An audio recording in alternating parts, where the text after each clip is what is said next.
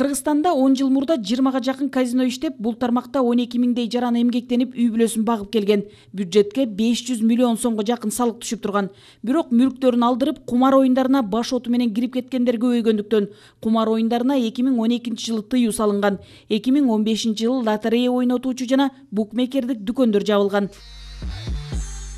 Мына ушул кемчиликтерди эске алуу менен иштелип чыккан мыйзам долбооруна ылайык юридикалык жактар, анын ичинде чет элдик капиталга ээ болгондор гана казинону иштете алышат. 21 жаштан жогору чет элдик туристтердин гана кирүүсү каралган. Кыргыз жарандарына кирүүгө болбойт. Эгер андай учур каттала турган болсо, казинонун ээлери уруксат кагаздарын артка кайтарат. Кыргыз жарандарды эгерде кирип кете турган болсо, же кантип киргизбеш керек деген көп суроолор көтөрүлдү. Ошонун негизинде министрлер кабинети тарабынан ошол сунуштарды кабыл алып, мыйзам долбооруна тиешелүү өзгөрүүлөр киргизилип, бүгүнкү күндө экинчи окууда кароодо ошолор сунуштала турган болуп атат. Алар болсо, эгерде кандайдыр бир ушундай фактылар болсо, кыргыз жарандары ошондой мекемелерге киргени аныкталса, милдеттүү түрдө алардын лицензиясынан ажыратылат. Казинонун иштешине уруксат берген мыйзам долбоору экономикалык багытты гана көздөйт. Баштапкы баскычта бир гана оюн стол үчүн 750 миң сом салык алуу сунушталып, бул сумма жыл сайын көбөйүп турат. Ошондой эле оюн автоматтары жана букмекердик дүкөндөр үчүн салык бар. Мыйзам кабыл алынып, казинолор мыйзамдаштырылса, эсептөөлөр боюнча биринчи жылы эле өлкө бюджетине каражат түшөт. Алар өзүлөрү суранды эле. Бизге 3 эсе көбөйтүп бергиле. Ошондо биз төлөйлү депчи. Сонда бер жаган эсеп боюнча 1,5 миллиард сом жылына түшмөктө, ошо Бишкек шаары боюнча эле.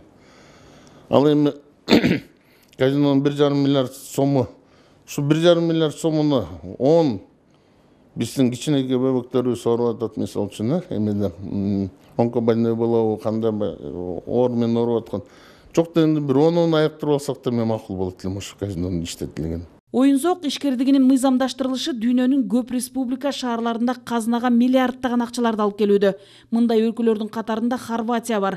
Алар бизнестин бул түрүнөн 430 миллион доллар пайда алышат. Филиппинде болсо 25 миллиард долларга жеткен.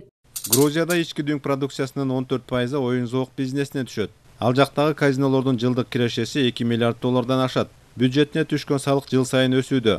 Казынага жылына 25,9 миллион доллар түшөт. Бул жакка кумар оюндарына тыюу салынган өлкөлөрдөн эс алуучулар көп баргандыктан туристтердин агымы жогорулоодо. Филиппиндеги онлайн казинолор негизинен Кытай рыногуна багыт алышкан. Бул жакта оюн-зоок бизнеси мыйзамдаштыргандан кийин көп өтпөй жылдык киреше 25 миллиард долларга жеткен. Аталган ишкердик 100 миңдеген жумуш ордун түзүп, 480 миллион доллар пайда берет. Лас-Вегаста болсо казына жылына 23 миллиард доллар алып келет. Бул жакта 160 миң киши эмгектенет. Казинодо иштеген жарандардын жылдык акысы 47 миң доллар. Казино, мейманканалар жылына 1 миллиард долларга жакын салык төлөшөт. Кытайдын Макао районунда болсо туристтер ички дүң продукциянын 40% алып келишет. Оюн-зоок бизнесинин жылдык кирешеси 38 миллиард долларды түзөт. Макаода иштегендердин 20-30% ушул тармакта эмгектенип айлык алышат. Ал эми казинонун өзүнөн эле жыл сайын 12,3 миллиард доллар түшүп, жалпы бюджеттин 80%-ын ээлейт. Мальтада казинодон жыл сайын 1,2 миллиард доллар киреше түшүп турат. Ички дүң продукциясынын 11%-ын ээлеп, 10 миң кишини жумуш менен камсыздаган. Монакода болсо казинонун кирешеси ички дүң продукциянын 6%-ын түзөт. 1,5 миңге жакын жаран оюн-зоок тармагында эмгектенип, казынага жылына 210 миллион евро түшүп турат. Казинонун дагы пайда жактары көп. Биринчиден бул деген ошол өзүнчө бир аймак болот. Ошол жака жанакы инвестициялык бир жагымдуу бир аймак катары. Анткени аякта деген казинодон тышкары ошол ар кандай отелдер салыныш керек, аякта инфраструктура деген салынат. Эгерде ошондой жакшы бир инфраструктура ачылса, андан дагы кем орун болбойт, баягы түзүлөт, ошондон кем эмес. Андан тышкары сөзсүз түрдө жанакындай бюджетке биринчи жылдары эгерде бир 1 миллиардтан ашыгыраак болсо, кийинки жылдары ошол жыл сайын баягы өсүшү көбөйөт дагы, бюджетке түшүү баягы акчанын түшүшү.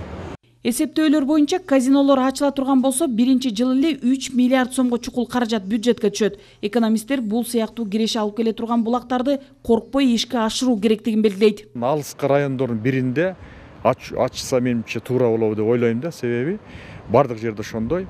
Мисалы ошол жердин инфраструктурасын көтөрүүгө ал жерге жумуш орун түзүүгө мүмкүнчүлүктөр ачылат. Ошон үчүн мисалы үчүн Нарындын алыскы райондору болобу же Баткендин алыскы райондору болобу, ошондой жерге ачыш керек. Анан жанагында айтып атышат, биздин граждандар кирбейт деп.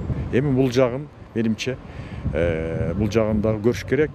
Ошол укук коргоо органдары канчалык деңгээлде ушуну көзөмөлгө алат, муну дагы жакшылап иштеп чыгыш керек. Оюн зок иши жөнүндө мыйзам долбоору министрлер кабинети тарабынан сунушталып жатат. Ал өлкө бюджетин толтуруу менен жаңы жумуш орундарын түзүү жана туризмди өнүктүрүүнү көздөйт. Казинону Бишкек, Ош, Ысык көл жана Баткен облустарынын аэропортторунун тегерегинде ачуу каралууда. Нургүл Жумабекова, Руслан Сабатаров, Рыскелди Көкүлбеков, Ала Тоо 24.